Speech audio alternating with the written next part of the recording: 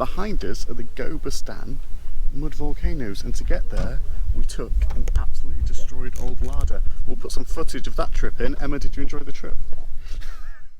We took a tour from Baku to go see the Gobustan mud volcanoes, some ancient cave art, a fire temple and a fire mountain. We took a tour bus to Gobustan and then a very bumpy Lada ride to the actual volcanoes themselves.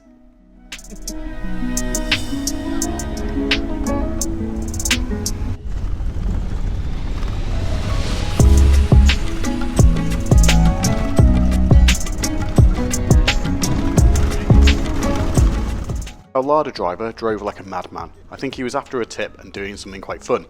However, it doesn't really come across on camera. That is until I realised that I could turn my smoothing off on my GoPro. So here is the full bumpy experience. A mud volcano is made by the eruption of mud, water and gases. They're not true igneous volcanoes because they don't produce lava, but they do sort of bubble up a blob just like a volcano. It's actual natural gas escaping from underground, and that's why this one can be set on fire. You enjoying the mud volcanoes? I'm enjoying the sounds they're making. I enjoy the dad joke of saying, "Was that you, Emma, after every bubble?" Lol. It's just really weird, like how is this a thing? Mud bubbling up. It's just weird.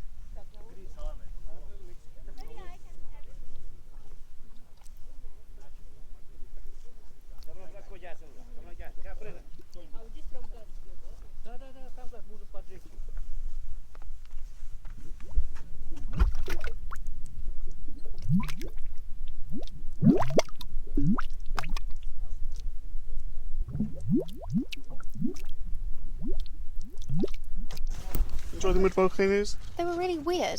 I don't know why they weren't hot. We need to look up why they happen. Didn't get a lot of time there, did you? No, I enjoyed the noises more than anything. Blub. And now, back in the Lada. Yeah. So Emma, how did you find the mud volcanoes? It was interesting. It was literally a volcano of mud as described, and it like blubbed up, blub. You like the blub sounds, didn't you? The sound was the best bit. I don't know if we can capture that on camera, but it was really fun. We weren't there for very long though. It's pretty much as soon as we got there, they hurried us back into the Lada, didn't they?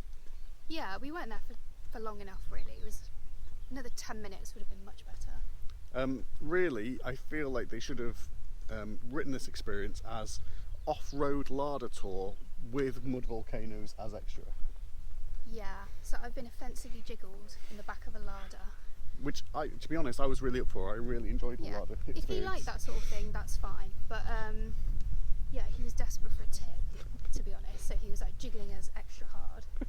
I loved it. I was very much a fan of the Lada off-road experience. Right, now we're going to look at some old scratchy people.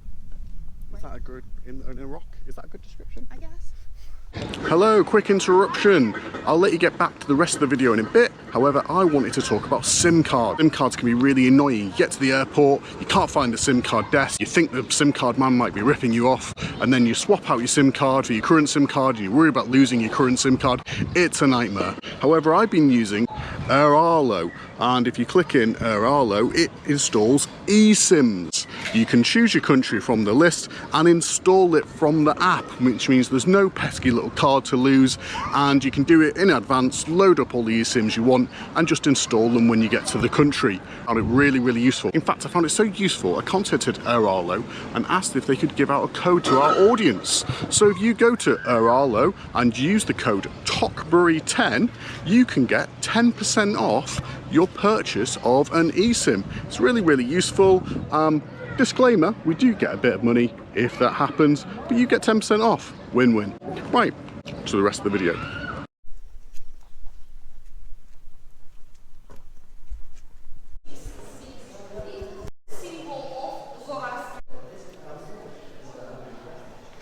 I'm all for a quick squiz around a museum, but this is pretty intense.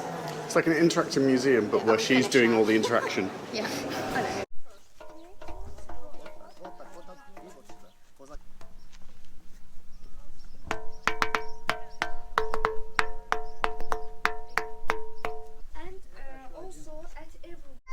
These carvings in the rock are called petroglyphs.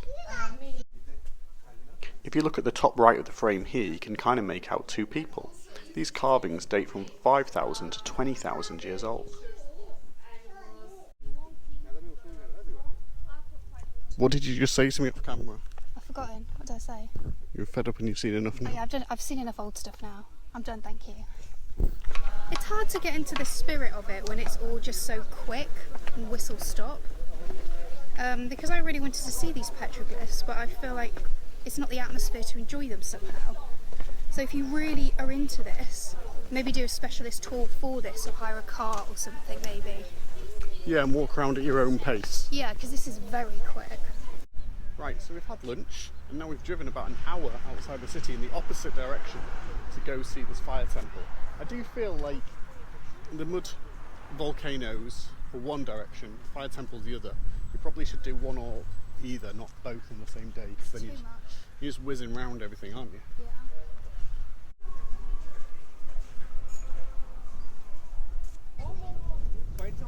If I touch fire, I feel like this is going to come true now. 100%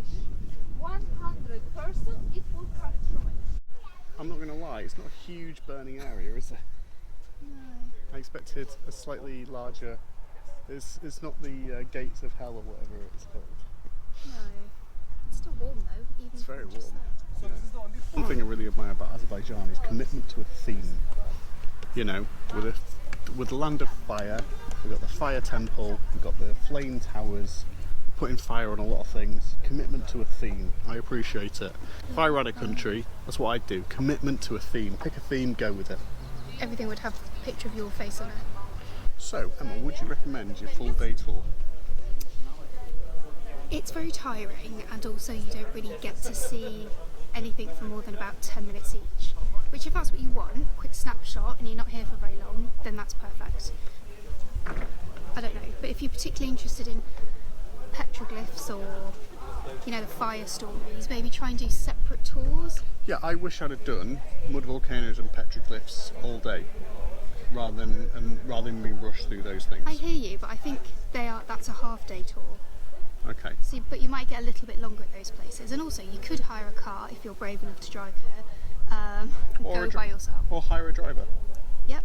Or hire some private tour. But I think doing it all in one day is like too much of a snapshot, even for us. I think.